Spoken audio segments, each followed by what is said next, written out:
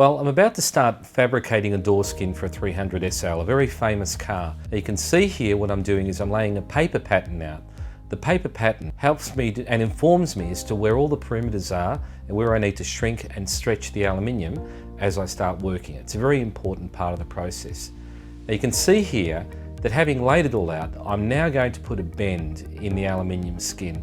Now that's going to start to orientate the aluminium where I need it to be. So that first bend looks like I'm actually destroying the panel. But what I'm doing is I'm starting to give the skin some memory of where it needs to go in terms of its shape. Now slowly working it backwards and forwards in the wheel and traversing backwards and forwards across that radius helps to start emboss an actual curve into the panel, and it gives it a three-dimensional curve. So it starts to take the form of that bodywork and the form of the actual car. Next phase is to trim it all back now that I'm happy with the overall shape of it, and start to slowly form all those edges and work all those edges as they need to be applied in the actual frame. I'm slowly embossing the skin of the aluminium with a hammer and a little nylon chaser. We call it a chaser, but it's basically a block of nylon. And that's slowly and very softly, with the sandbag underneath it, forging a straight edge into the actual skin. There's no magic wand to this, it's just hand and eye coordination, done very slowly and very methodically, and over a series of runs, starts to emboss a very precise curve or a very precise edge in the actual panel. I'm now starting to look at that shape and see what I've done, and it's slowly to constantly go over your work and check to see exactly how that curve is going. It's important that you do this regularly right through the fabrication process. Happy with that, I'm now going to soften up the aluminium by annealing it, putting a nice sooty carbon skin over the top of the aluminium, and then starting to warm it up. And what I'll do is I'll produce a slightly carburizing flame and then start to burn off that carbon. And I know that when that carbon is burnt off, it is at the right and correct temperature. And I know that the aluminium skin is now ready to be worked with, and it's at the right temperature. It's now in a slightly, it reduces the temper of the actual aluminium. It's a slow process, and you've got to be very careful as you work it, because it's very easy to burn the aluminium. So you're constantly moving the torch and not holding it in one place for too long, particularly on those edges where it can melt away very, very quickly. Having burnt it all off and then formed the edge, I'm now starting to trim back the sides and get everything ready for that very important phase of turning the actual lips on the door skin. You can see here I'm using a Jenny and swaging machine to break those edges and to give it a nice sharp edge to make it look like it was pressed by a factory press. But in fact it's been completely handmade. Everything that you see there, that line running through the door skin, along the length of the door skin, was all done on the sandbag, and I'm slowly and very methodically just turning that edge up, and it's starting to inform how that skin is going to look. Next phase of that, of course, will be to shrink and stretch that edge as it needs to be done in order to retain the actual memory and the radius of that panel as it runs from the mudguard or the fender through to the actual quarter panel. Now, I'm doing that by using this shrinking, stretching device. Now that gathers the metal or the grain of the metal into a tight curve and slowly starts to push the skin or orientate the actual surface in the way it needs to be.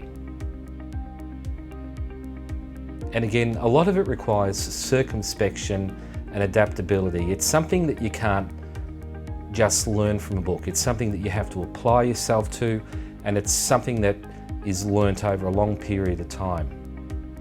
And once you understand the material and what you can do with it, there's really nothing you can't make. Having turned that edge now, I'm just going to help it along with the right curve dolly to the right shape of the door skin.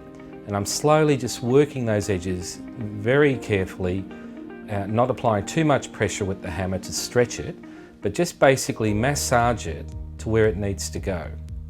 And then using the correct dolly for the right edge. Now I'm just using a straight edge here, which is slowly just settling that skin and that door lip. Now I've got to really stretch that edge on the very end, take out all the excess crease marks from that shrinking process, and now I'm just fitting up the edge and fitting up the door skin to the frame to just check it to see how it's moving along. Being happy with the shape now, I'm going to trim off the excess lip. And again, this is all about doing things gradually and methodically, so you don't trim everything off before you actually fit it. Once I'm happy with the actual shape of the skin, I can then start to trim off the excess material.